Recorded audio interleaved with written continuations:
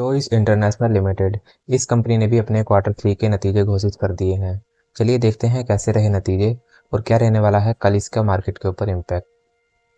तो अगर हम बाई बाई कंपैरिजन करें तो 21,000 करोड़ रुपए का पिछले साल रिवेन्यू जनरेट किया था और इस साल भी एकदम फ्लैट यानी कि 21,000 करोड़ रुपए का ही रिवेन्यू जनरेट कंपनी ने यहाँ पे किया हुआ है। और अगर हम सीक्वेंसली वाइज देखें यानी कि क्वार्टरली वाइज तो यहाँ पे 25,000 करोड़ का पिछले क्वार्टर में रिवेन्यू जनरेट किया था और इस क्वार्टर में सिर्फ 21,000 करोड़ रुपए का रिवेन्यू जनरेट किया है। इसका मतलब क्वार्टरली वाइज कंपनी में नतीजों में गिरावट देखने को मिल रही है। और हम ईयरली वाइज देखें तो एकदम फ्लैट नतीजे यहाँ पे नज़र आ रहे हैं। इसका मतलब रिवेन्यू में तो ओवरऑल गिरावट ही नज़र आ रही है।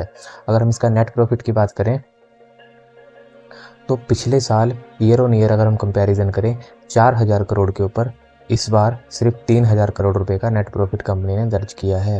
लेकिन अगर हम क्वार्टरली वाइज देखें तो 4600 करोड़ रुपए का पिछले क्वार्टर में नेट प्रॉफिट जनरेट किया था और इस साल सिर्फ 3,000 करोड़ रुपए का इन्होंने नेट प्रॉफिट जनरेट किया है। इसका मतलब क्वार्टरली सीक्वेंसली वाइज भी और क्वार्टर ईयरली वाइज भी दोनों तरह से हमें नेट प्रॉफिट में बहुत बड़ी गिरावट देखने को मिल रही है। और रिवेन्यू में तो गिरावट है ही, साथ में नेट प्रॉफिट में भी गिरावट है ही। अब अगर अर्निंग पर शेयर की बात करें तो 4 रुपये से सीधा 1 रुपये के ऊपर अर्निंग पर शेयर भी आ गया है। इसका मतलब बहुत ही बेकार बकवास नतीजे हैं।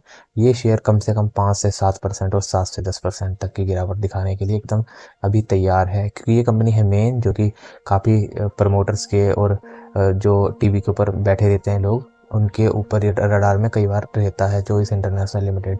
तो आप अब ये कंपनी तो गई, अब समझ लो आप ऐसा ही, क्योंकि इसमें अब कुछ नहीं होने वाला। छूटते ही सुबह 2-4-5% गिरेगा, फिर धीरे धीरे करके और गिरता जाएगा।